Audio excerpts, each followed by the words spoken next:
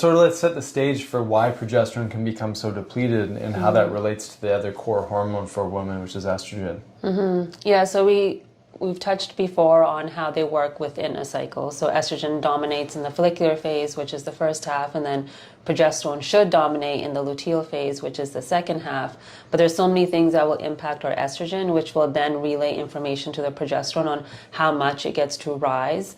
And when it doesn't rise, that's when symptoms start to show up. So most of us, I would say, are sitting in an estrogen dominant state, and that's because of our environment. So foods, chemicals, all the various things. So when it comes to estrogen itself, its job is to, one, give us like focus. It helps our memory. It helps lubrication. It's like a moisturizer. It's good for your skin. It's good for your heart. So there's many, many different benefits, but it's when it gets out of hand, depending on how our gut's working or our environmental factors, all those things, it will impact how much progesterone, again, will rise in that luteal phase because they work at a ratio with one another. And so progesterone is the hormone that helps us feel calm. It's anti-inflammatory. It's very nourishing for the nervous system. So when we don't get that, we're of course going to have different symptoms. And there's many reasons for why we get in this state. So I think understanding even just what these hormones do, like they're really communication tools. It's almost like they're assessing the state of the environment, and then they're encouraging our body to respond accordingly. Right. So I would think of a lot of things in our environment become estrogen mimickers, which is why we can become dominant in estrogen. You know, it could be plastics, it could be pesticides, it could be phthalates, it could be the heavy metals in the environment.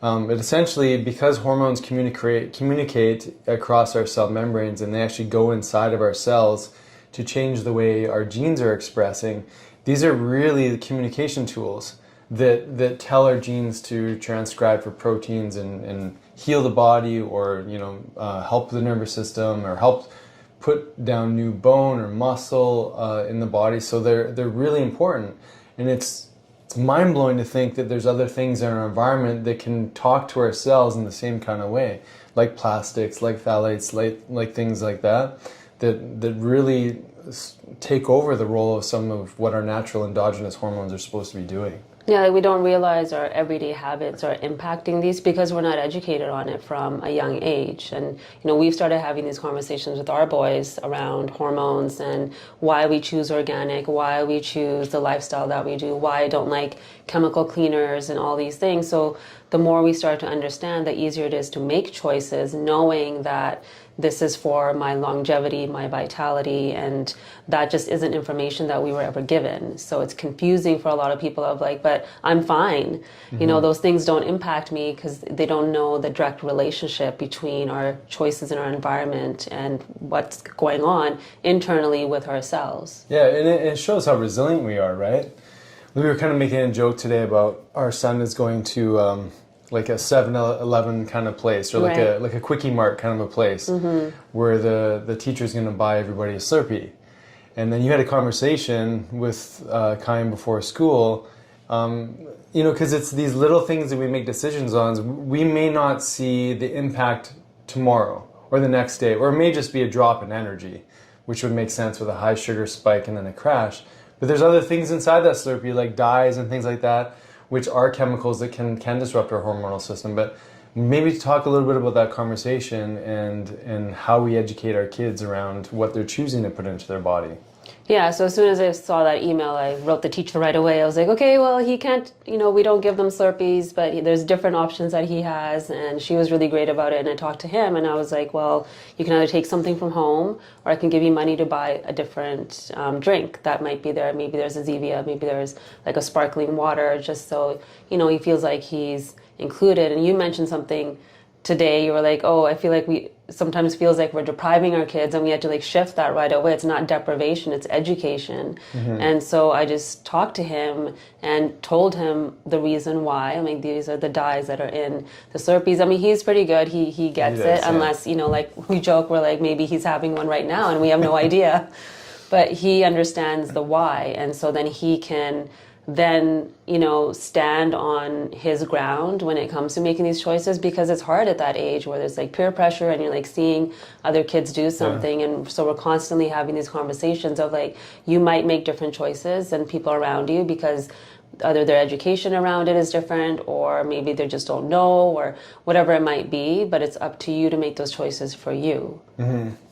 Yeah, and if we took a step back and look at some statistics, we know that fertility rates are declining. We know that sperm counts are dropping. We know that categorically hormones seem to be decelerating or going down in people at a faster rate.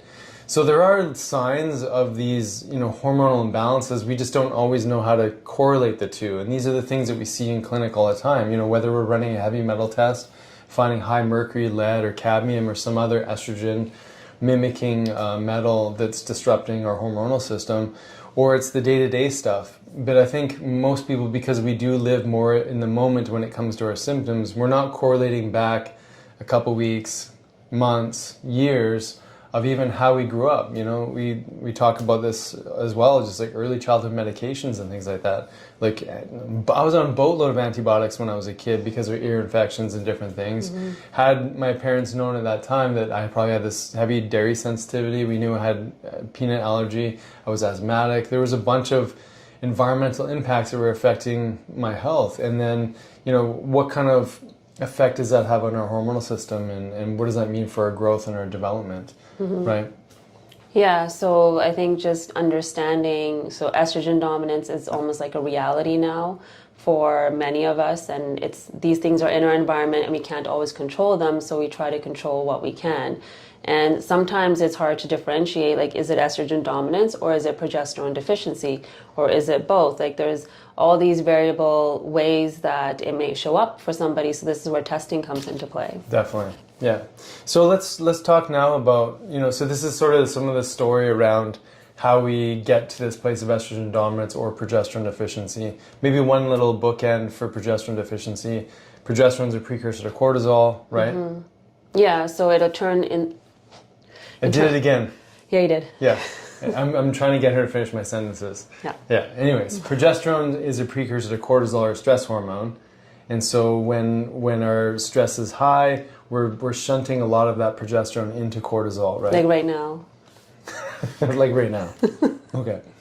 Yeah, so cortisol, like Nick said, is our stress hormone, and we've talked a lot about how stress itself will impact just the communication of our hormones, and how that will then play a role in how much progesterone rises again in that luteal phase. And it's in that phase where we don't feel well.